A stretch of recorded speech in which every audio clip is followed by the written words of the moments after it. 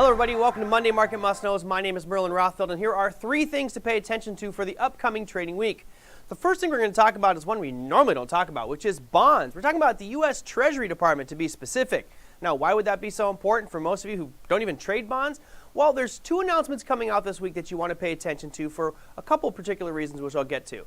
First announcement is going to be Tuesday at 1:01 p.m. That's right. Gotta love the Treasury to just mix it up. 1:01, don't be late. That's the 10-year bond auction. And on Wednesday, we have the 30-year bond auction at the same time. Now, why is this important to you? Well, first, let's look at the U.S. federal debt. We're going way back, I know, way back into 2007. And the first box I want you guys to draw your eyes to is that blue box, which is the recession, the financial crisis that we had from 2008 to 2009. Now, at that point, it was the end of the world, financial collapse. Our system is collapsing. Oh no, the sky is falling. We did quantitative easing 1, quantitative easing 2, quantitative easing 3, Operation Twist. So much money was pumped into our economy. You can see it reflected on the chart, right? It went from right around $9 trillion to upwards of about $12 trillion. That's a pretty big spike. But lo and behold, hold my beer. Let me show you what we can do in 2020.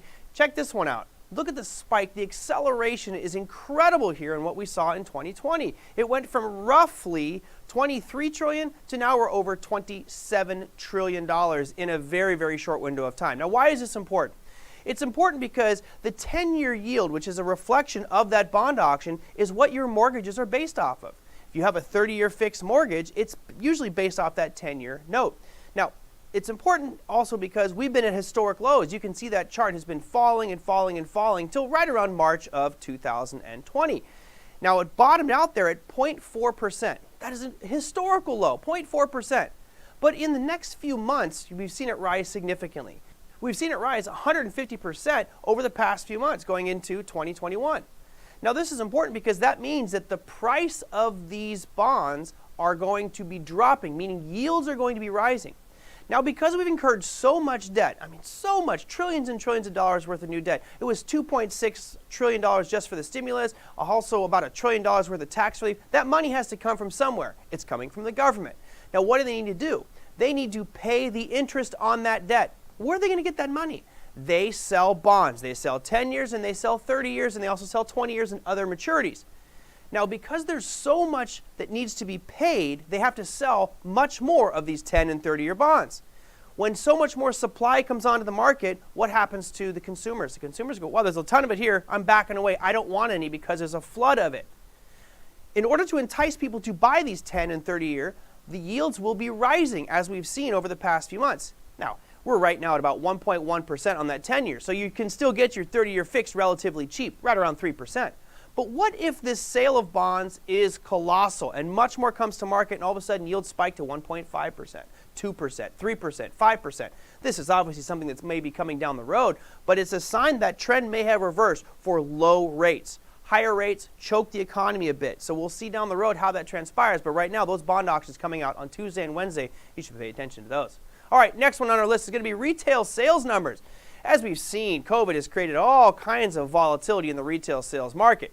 It has been slowly dropping for the past 6 months. And what's noteworthy is we finally passed the Black Friday Thanksgiving sales, the Christmas Santa Claus rallies, and now we're in January and things are really going to start to slow down. The expectation is we're actually negative 1.1% on retail sales, meaning a contraction in retail sales numbers as Americans hunker down and stop spending money. This is important because, as we know, spending drives the economy going forward. That announcement happens Friday at 8:30 Eastern Standard Time. And finally, tail end of the week brings us to earnings calendar. It's a boring week. I mean, there's only 44 companies reporting earnings. You notice over the past few weeks, it's maybe 1 or 2 big names. Well, it's a snooze fest for most of the week. On Tuesday, we have KB Homes. You also have Delta Airlines, which that should be a wild one. On Thursday, you have BlackRock. And I'm going to highlight everything that's a financial firm in green. Now Friday, it's off to the races. Let's get ready to rumble! Earnings season kicking off officially. JP Morgan, Citibank, Wells Fargo, PNC Financial. These are 3 or 4 monster financial firms. Now, why is this so important to you and me? Well, because first off, it kicks off earnings season. This is an exciting time. For the past few weeks, all we've had to focus on is the political chaos that's going on in America. That creates a lot of volatility in the market. Now, what helps is when we have a sense of direction. as earnings roll out, we'll get a pulse on the American economy and how are these companies doing financially. If these financial firms report very well, we could see this rally continue. If there's disappointment, and for some reason these financial firms miss expectations or lower forecasts going forward into 2021, we might see this market stall and reverse to the south side. Bottom line is we have something new to look at other than our elected officials. We'll see you next week for Monday Market Must Knows.